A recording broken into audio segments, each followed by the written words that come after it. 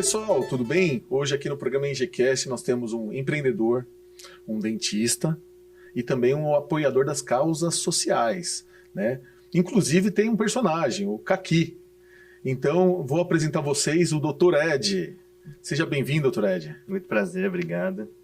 E vamos contar um pouco da sua história, como tudo começou desde a sua infância, e a gente vai contando até chegar no Caqui, né? Até hoje, né? Até hoje. Sim. Eu morava em Cocoera, certo? Filho de... meus pais têm 6 filhos, 5 irmãos. Meu pai era criador de peixes ornamentais, então um pouquinho diferente para a região, aqueles peixinhos que chama Kingyo, né? Aqueles peixinhos dourados que todo mundo conhece. Então, praticamente ele que introduziu aqui. E com isso, a gente teve essa criação dos 6 irmãos, fazendo as faculdades. Nós somos em 3 dentistas na família, né? Minhas 2 irmãs e eu, os 3 dentistas, formados aí tudo com os peixinhos. E mais os outros irmãos. Que legal. Então são 6, dos 6, 3 dentistas. 3 dentistas. Todos os pais trabalhou, tudo voltado aos peixes ornamentais e fizeram a carreira dos filhos, ajudaram, né, pelo menos. Sim, sim. A coisa rural, né, apoiando aí, fazendo... Isso em Mogi das Cruzes. Isso. Que maravilha. E vamos lá. E qual que é a lembrança que você tem da família, de tudo isso que te ajudou hoje em dia? A minha infância sempre foi muito boa, né, muito legal ali no sítio, fazendo... a gente tinha bastante recursos e ganhava as coisas e podia se divertir na natureza. É uma lembrança muito boa, né? Certo. E onde você começou agora na parte que você quis ser doutor, na parte de odontologia, né? Como tudo começou esse amor pela odontologia? Desde que eu era criança, né? Eu tenho 10 anos de diferença com... 10 não, né? Eu tenho 8 anos de diferença com as minhas irmãs e elas já eram dentistas então. Então, desde que elas se formaram, eu sempre acompanhei, né? Fazendo as aulas, né? Elas faziam os dentinhos em casa, eu sempre acompanhei. E aí, depois que eu cheguei na idade de escolher a faculdade, já foi uma coisa mais natural, né? Já estava meio encaminhado a seguir essa carreira. Certo. E daí, quando você se formou, qual que é a pretensão para seguir como um grande empresário que você é hoje? Qual que foi a ideia? Então, como você começou, depois que você quis fazer a odontologia? A gente faz a faculdade, a gente tem uma visão um pouquinho diferente, né? A gente acha que vai seguir uma especialidade, vai ficar ali o resto da vida trabalhando nisso, mas a gente vê que é um pouco diferente. Então, por isso que eu abri uma clínica, né, a Edonto, com diversos especialistas, que cada um na sua área de atuação. E eu acho que eu vejo a odontologia dessa forma. Cada um na sua área, fazendo o que faz de melhor. Entendi. Então quer dizer que a sua clínica, hoje em dia, faz um pouco de tudo na área da odontologia, é isso, né? Sim, basicamente todas as especialidades nós temos lá, né? E meu trabalho é o primeiro contato, direcionar, supervisionar e também executar alguns tratamentos. Bacana. E vamos falar um pouco mais, você tem agora voltado à família, né? Você tem 2 filhos e um deles, ele é autista, né? Me conta um pouco mais como foi, como tudo isso aconteceu, de você ter essa surpresa. Olha, tem um filho autista e agora o que eu vou fazer em pró ajudar ele, em pró participar mais e colaborar um pouco mais com essa causa? Sim, tenho 2 filhos, né? O Henry e o André, né? Minha esposa se chama Aline. O Henry, ele, né, foi criança com 1 ano e meio de diferença do André. Então, quando chegou o André, a gente já conseguia ver um pouco de diferença. Não é certo comparar uma criança com a outra, mas quando nasceu uma e a outra agia de forma diferente, a gente já ficou um pouco suspeito, né? Então, logo cedo, 1 ano e meio, a gente já teve aí uma suspeita que ele era autista e procuramos um diagnóstico. Essa parte do diagnóstico, 15 anos atrás, já era bem complicada, né? A gente vai ao médico, o médico fala, olha, não é nada disso, não se preocupa. Sempre foi isso. Então, a gente demorou aí bastante tempo, coisa de meio ano, para conseguir um médico chegar e falar, olha, ele é autista. Então, essa parte é bem complicada. Isso porque a gente conseguia fazer as coisas, a gente tinha um certo recurso. Então, a gente sempre pensa, e quem não tem recurso, como é que faz para ter esse diagnóstico, esse tratamento? É bem complicado. Bom, vindo ele autista, a gente muda bastante. Todo ser humano muda bastante quando é pai atípico, mãe atípico. E muda para melhor, né? Muda para melhor. Então a gente tinha aquela visão, eu acho assim, Quem não é pai e mãe já tem uma visão diferente da vida, né? Eles acham, olha, quando eu tiver filho ou filho dos outros, eu não vou deixar fazer isso, só vou olhar feio e ele vai parar. E quando a gente virar pai, não tem nada a ver, a gente não consegue. E com o autista é um pouquinho diferente, então você não consegue fazer as coisas. Você não consegue dar uma bronca, não consegue, né? Tem autista que se você der uma bronca, ele sai gritando, assim, batendo, né? Na tradição antiga que dava um tapa, se você dá um tapa no autista, ele vai ficar se batendo depois. Então a gente aprende a ver o outro, por que o outro tá passando por aquilo, né? Por exemplo, uma criança chorando no shopping. É fácil falar que é mimado, né? Mas, de repente, tem algum problema. Daí, quando você descobriu que o seu filho era autista, qual foi sua reação de momento? O que eu vou fazer em prol de ajudar? Qual que foi a atitude? Na verdade, eu agi, levei tudo numa naturalidade. Eu não tive muito problema com isso, do fato dele ser autista, né? Na verdade, eu achava que a minha vida ia estar bem pior. Eu achei que eu não ia conseguir fazer nada. E eu até consigo. Consigo sair com ele, consigo ir pro shopping, consigo passear. É um pouquinho mais difícil, A maior dificuldade de você ter um filho autista, talvez não seja nem a nossa vivência, seja a sociedade olhando, falando e julgando. A gente sempre acha que não deve ligar para os outros, e é verdade, mas é um pouquinho difícil, né? Por exemplo, eu já estive em uma situação que ele estava numa mesa, e aí eu chegando por fora, e outras pessoas que não sabiam que eu estava naquela mesa, falando mal dele, né? Nossa. Então, não sabendo que eu estava ali. Então, não tem como você não ficar chateado. Daí você chegou e falou, olha... não. Ou não falou nada. Não falou. Só escutou e... E aí isso vai fazendo as pessoas se distanciarem, não tem jeito. Mesmo você acaba não indo em festa, em eventos, porque toda vez, as pessoas olham estranho. Todo mundo julga, né? Então isso que... E volto a dizer, e eu ainda consigo consigo ir, né? Mas tem muita gente que não consegue fazer as terapias, não tem carro. Olha, quando não tem carro, como é que faz? Para você entrar num ônibus com uma criança que fica falando alto, gritando. Então, normalmente, os autistas ficam reclusos.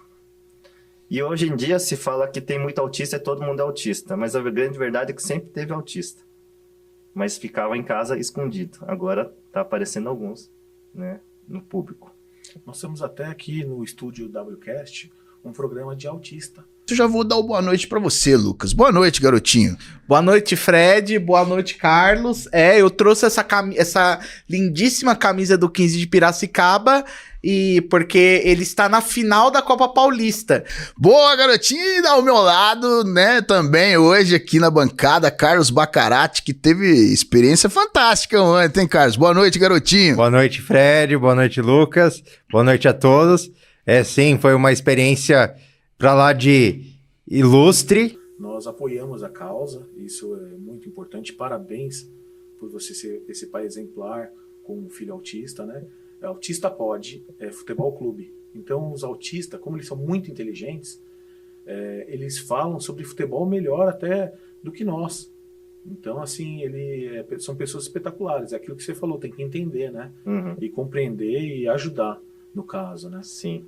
E daí, como é que foi a reação da sua esposa quando acontece esse tipo de conversa? Quando um fala, olha, esse menino, o que ela... Então, é mais ou menos igual, né? A gente fica só chateado. Eu não recrimino as pessoas, porque eu era assim 10 anos, 15 anos atrás, né? Então, não tem como você recriminar, né? Por isso que eu tento fazer esse engajamento, tento mostrar bastante, sempre falar, sempre expor, né? Cada vez mais as pessoas saberem. Entre as famílias autistas tem uma coisa assim, os psicólogos falam que você não tem que justificar. Mas eu já acho o contrário. Qual o problema de eu chegar e falar, olha, ele é autista? Acabou a história, né? Acabou. Vai ficar olhando, vai ficar pensando. Aí acabou.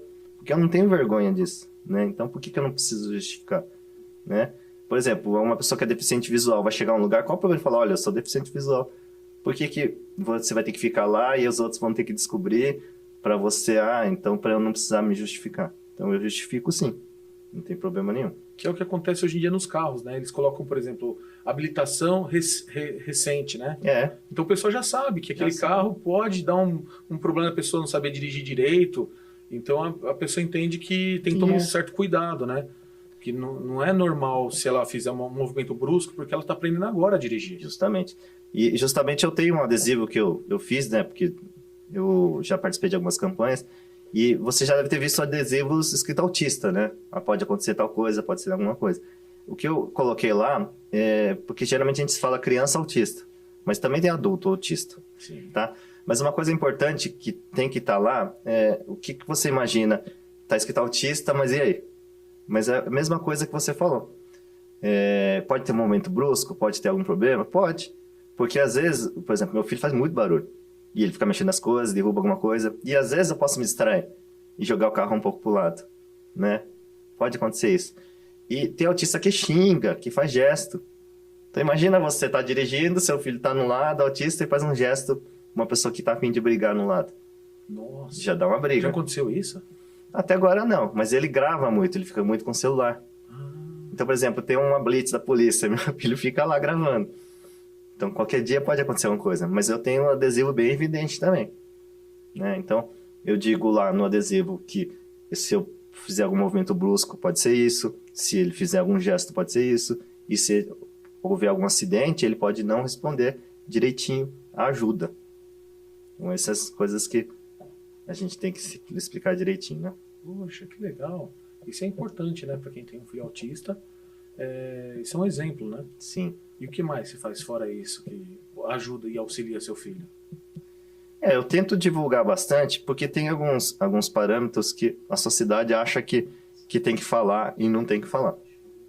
Às vezes soa um pouco como mimimi e às vezes pode ser, tá? Mas assim, é uma coisa que, se você pensar, não é. Então vamos lá. Por exemplo, o autista é muito inteligente. Tem autistas que são inteligentes, mas na verdade não é tanta inteligência, é mais focado. Então, se você é focado só naquele objeto, você entende muito daquele objeto. Então, não quer dizer que você seja inteligente. Só que tem autista que tem baixo nível intelectual, que é a maioria. Então, a maioria é menos inteligente que o normal. Então, quando você chega e fala assim, olha que legal, o autista é muito inteligente.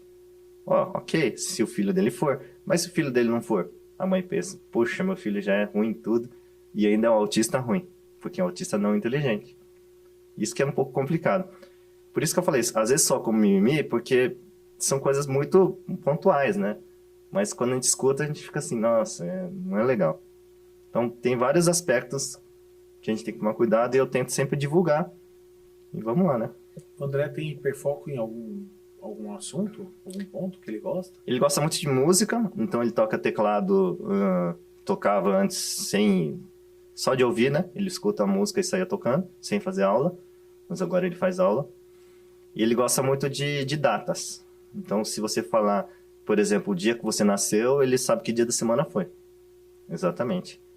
E quando ele tá empolgado, né? Se você fala quantos anos tem e tal, ele acerta as datas, os dias, né? Tudo bonitinho. Ele é muito bom. Qualquer data que você falar, no ano 1500, que seja, ele vai acertar. Ele já decorou tudo já. Eu não sei como ele faz, eu preciso de alguém para me ajudar nisso. Eu acho que deve ser alguma fórmula, né? Uma fórmula que ele tem na cabeça. Entendi. E me conta um pouco mais, com a sua clínica que você teve tempo como dentista, né? Você também tem tempo para fazer outras ações sociais. Conta Sim. um pouco dessas ações, como funciona. Então a gente como dentista, né, não tem como não dizer que é um pouco privilegiado na sociedade, né? Então, eu sempre penso que a gente tem que devolver um pouquinho para a sociedade o que a gente teve, né, que a gente ganhou. Então não custa nada ajudar o próximo. Então a gente começou com algumas ações pontuais, né, no consultório, e a gente criou o nome de É do Bem. É do Bem, porque o consultório é odonto, é do bem. E a gente consegue fazer várias ações pontuais, mas nós não temos uma forma exata ainda, né? Assim, vem gente de fora, então quem quiser ajudar, vem, e é do bem também. Então, já fizemos corrida, já fizemos ações em asilo, em orfanato.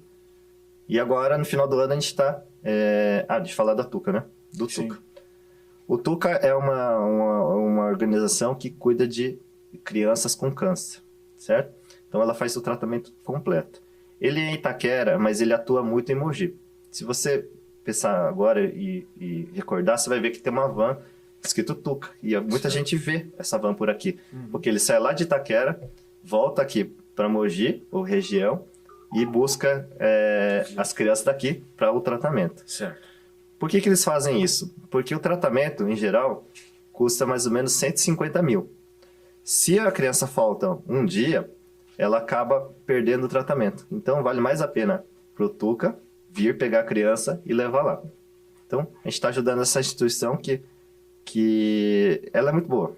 Mas quem tá é o É do Bem? É do Bem. O É do Bem está ajudando a Tuca, que é uma Sim. instituição com pessoas com câncer, é isso? Sim. O Tuca, ele é aberto para algumas visitações, para a gente entreter eles, para ajudar eles.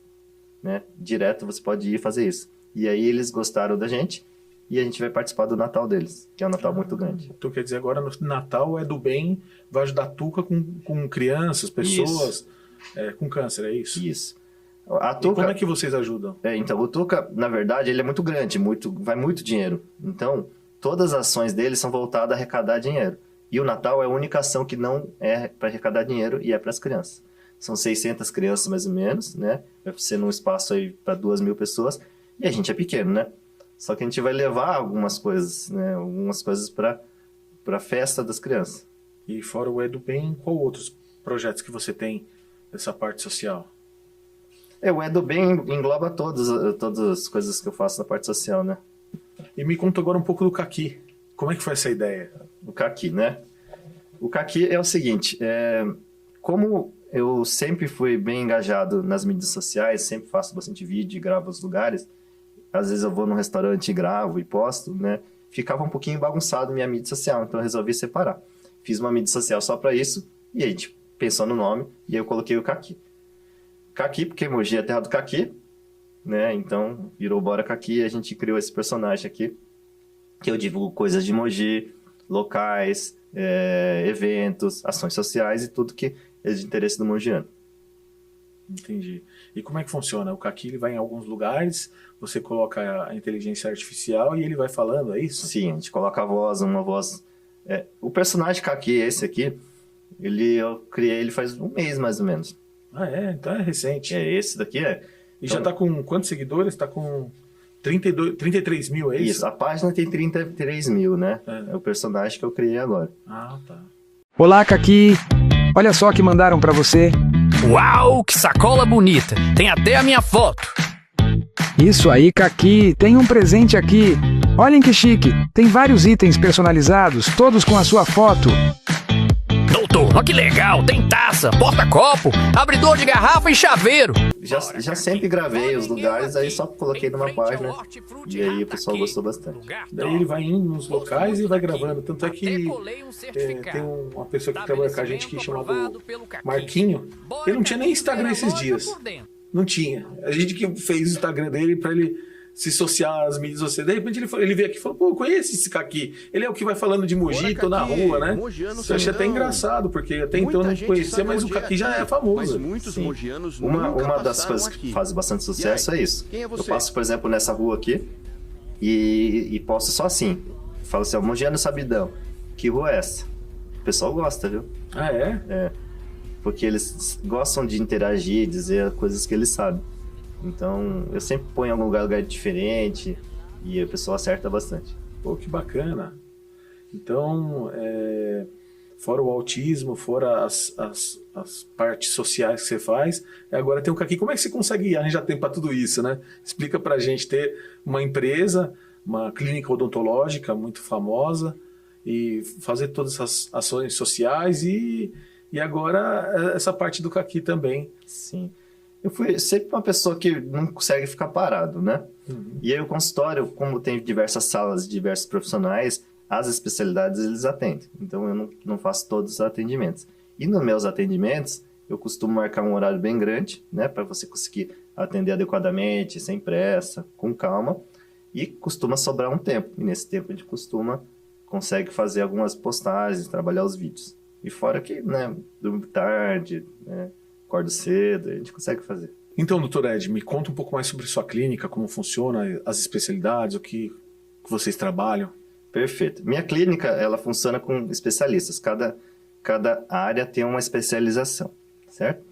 Antigamente o dentista era um dentista único que fazia todas as áreas, mas não tem como você ser bom em todas as áreas. Por isso que existem hoje em dia os dentistas específicos, para fazer canal, outro para fazer cirurgia específico, certo?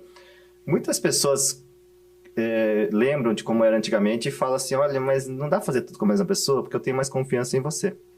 Mas aí eu explico direitinho que eu vou acompanhar, vou analisar, vou sentar junto com os outros dentistas e ver o que é melhor para o caso dela. Então, sempre visando melhor o caso dela. Uma coisa que eu sempre falo, para você ter menos medo de dentista, é você confiar no dentista. Então, tenha um dentista seu de referência. Fala, meu dentista. Isso que é importante. Tá? Porque as pessoas tendem a achar que é um serviço comum e vai pulando de dentista em dentista quando tem mais... alguma coisa mais fácil para ir naquele dentista. Mas eu não vejo dessa forma. Se você tiver aquele mesmo dentista sempre, você vai poder confiar nele. O dentista vai confiar em você também, porque a gente pega a confiança no paciente. Então, você chega e fala, doutor, eu tô com dor no dente. Se é uma pessoa que eu não conheço, eu vou falar, olha, vamos marcar uma consulta e vem aqui, não é? Se eu já conheço e já tô a par de mais ou menos do seu caso, eu já sei como você é, eu posso dar alguma orientação à distância. Então, ter dentista de confiança ajuda bastante. Então, dentista confia no paciente, paciente confia no dentista e cria um laço. Isso é a melhor coisa que tem. Existe ainda aquele medo do barulho do motor, ou não? Sim. Todo mundo tem medo do barulho do motor, mas eu acho que tem a ver com o barulho, mas tem a ver com... A gente chama de medo terciário, né? Tem a ver com o que falaram para você. Ó, por exemplo, não escova o dente direitinho, que você vai no dentista e ele vai aplicar anestesia e vai vir aquele motor fazendo barulho. Fala isso para a criança. Isso cria na criança um medo. Então, criou que aquilo vai doer. Igual vacina, igual todo esse tipo de coisa. Olha, se você não se cuidar, você vai tomar vacina. Então, esse é o medo. O barulho é incômodo, realmente incômodo. Mas assim, o motor tem um porquê ter aquele barulho, que ele gira mais rápido, né? Ele gira mais rápido por causa que ele é movido a ar. Então, se fosse de algum outro jeito, ele vibraria mais e ia doer. Então, você tem que pensar que esse barulho é bom, porque ele faz um procedimento com menos dor, mais qualidade. Entendi. E tem bastante crianças, idosos, meia-idade na sua clínica? Como é que funciona? Sim. A maioria é pessoa de meia idade, a maioria são mulheres, né? Eu acho que os homens não cuidam muito dos dentes, né? Não é tão comum. Os idosos, sim, idosos também. E criança a gente sempre tem também. Mas o que falta mais são os homens. Os homens fogem do dentista. Sério? Ele não cuida muito dos dentes? Não cuida. Olha, isso é uma estatística bem... A maioria é mulher mesmo. E as crianças também ou não? As crianças têm que ir, né? Não tem jeito, né?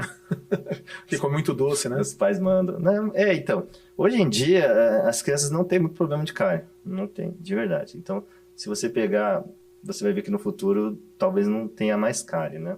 Que é pouco comum. Na época da faculdade, a gente fazia trabalhos em orfanatos, em creches, né? Então, a gente foi uma vez numa creche e faz aquela pesquisa de cárie, essas coisas. Mas as crianças não tinham cárie. Não, são crianças carentes naquele caso e não tinham cárie na época da faculdade.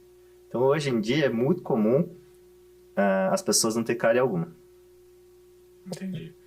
Bom, vamos encerrar então o programa. Quero agradecer a sua presença. Tem algum recado para dar para o pessoal? Bom, o que eu tenho a dizer, olha, tô até com essa camiseta aqui, que além da gente se cuidar, a gente sempre tem que pensar no próximo, né? Então, aqui é do Bem na Veia, que é uma campanha de doação de sangue. Muita gente acha que não pode doar sangue, nunca doou sangue, mas você vai ver que pode sim. Cada vez que você doa o sangue, você pode salvar até 4 vidas. E não tem aquelas vezes que você vai ao hospital, alguém está doente e pede uma doação de sangue? Aquele sangue, na verdade, não vai para a pessoa, ela vai para o banco de sangue. Essa pessoa é seu ente querido que recebeu o sangue quando ele ficou doente, sofreu um acidente, foi o sangue de outra pessoa que resolveu ajudar. Então, para que você esperar isso? Então, você já pode ajudar o próximo. Então, doando sangue, Mogi tem um banco de sangue, é muito bom, e é isso aí. Então, estamos encerrando então o programa. Quero agradecer a todos que estão assistindo. Se inscrevam no canal, dê o like, façam perguntas que a gente responde, principalmente dessa parte odontológica, né? E volte sempre. quando tiver novidades. Sim, E sim. parabéns pelos trabalhos sociais. Muito obrigado.